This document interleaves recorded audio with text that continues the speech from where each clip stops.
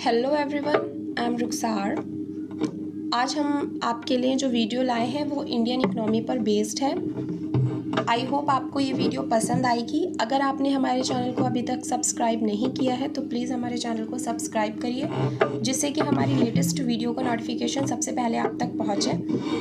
Like करें हमारी video को, शेयर करें एंड कमेंट करें। So after watching this video, you will be able to become familiar with the state of the Indian economy in 1947, the year of India's independence.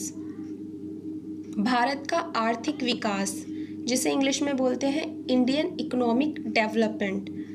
इस video का जो main objective है वो आपको Indian economy की मूलभूत विशेषताओं, बेसिक फीचर्स के बारे में जानकारी देना है और स्वतंत्रता से पहले और स्वतंत्रता के बाद जो भी विकास, जो भी डेवलपमेंट हुए हैं उसके बारे में आपको बताना है।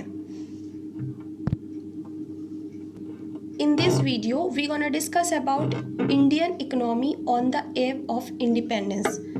इस वीडियो में हम इंडियन इकोनॉमी के बारे में बात करेंगे जो इंडिपेंडेंस से पहले हमारे देश की आर्थिक स्थिति क्या रही।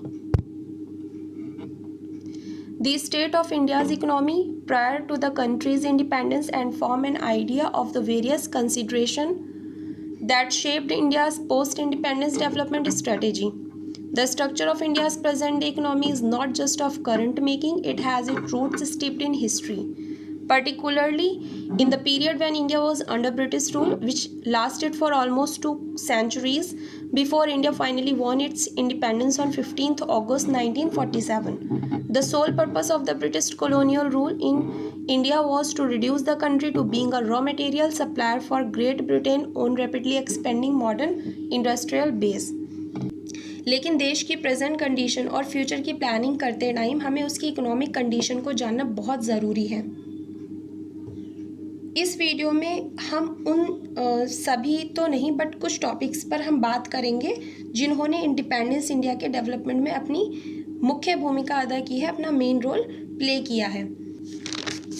ये सभी जानते हैं कि इंडियन इकोनॉमी का जो प्रेजेंट स्ट्रक्चर है वो आज का नहीं है। मेनली उस टाइम में जब हमारा देश 15 अगस्त 1947 को इंडिपेंडेंट हुआ था, उससे पहले के 200 ईयर्स तक ब्रिटिश कंट्री के अंडर में था।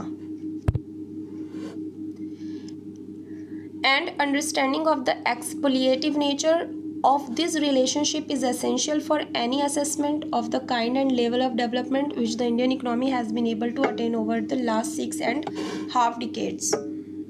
भारत में ब्रिटिश रूल का मेन गोल इंग्लैंड में तेज़ी से डेवलप हो रहे इंडस्ट्रियल बेस के लिए इंडियन इकोनॉमी को सिर्फ कच्चा माल, रॉ मटेरियल देना था। उस समय भारत के विकास को समझ पाना पॉसिबल नहीं था। अगर आपने हमारे चैनल को अभी तक सब्सक्राइब नहीं किया है तो हमारे चैनल को सब्सक्राइब करिए, लाइक करिए, अपने फ्रेंड्स के साथ शेयर करिए एंड कमेंट करिए।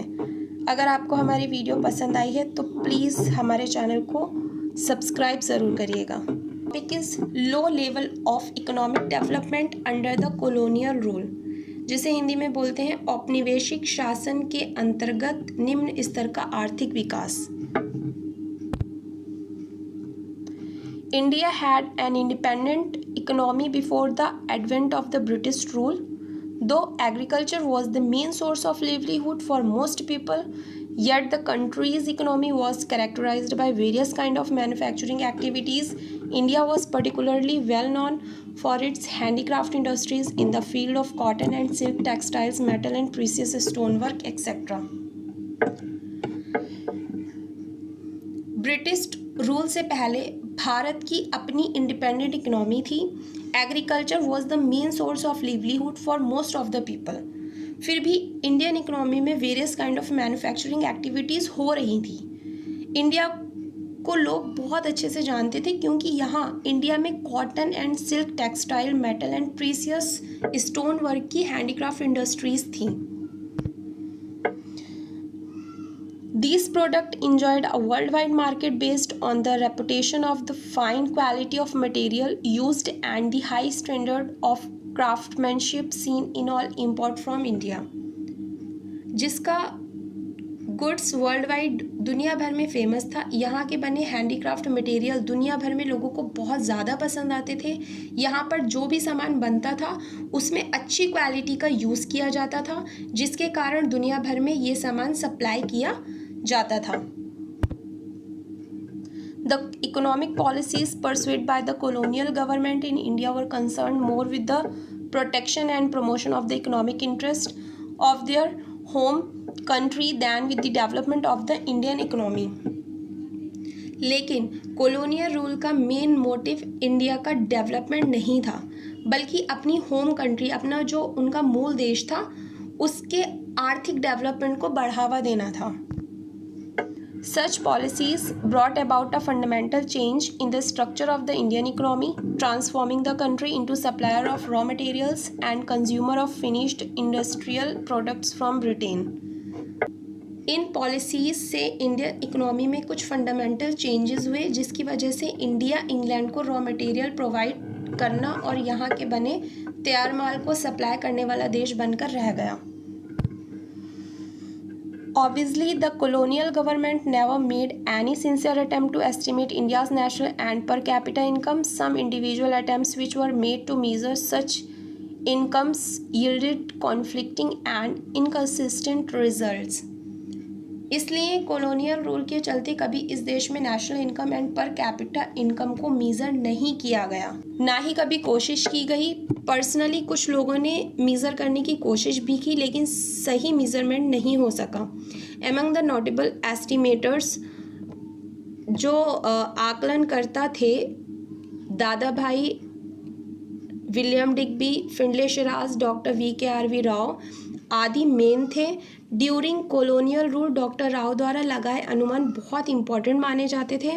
फिर भी सभी एक ही बात पर सहमत रहे कि 20th सेंचुरी से पहले इंडियन नेशनल इनकम जो थी वो 2% से कम ही रही है and per capita output per year सिर्फ 0.5% ही रह गया था। और अगर आप इकोनॉमिक्स से रिलेटेड वीडियो हमारे चैनल पर देखना चाहते हैं तो प्लीज़ हमारे चैनल को सब्सक्राइब करें, लाइक करें, शेयर करें एंड कमेंट करें, जिससे कि मुझे मोटिवेशन मिले और मैं आगे आपके लिए ऐसे ही अच्छे अच्छे टॉपिक्स पर वीडियो बनाती रहूं। Thank you.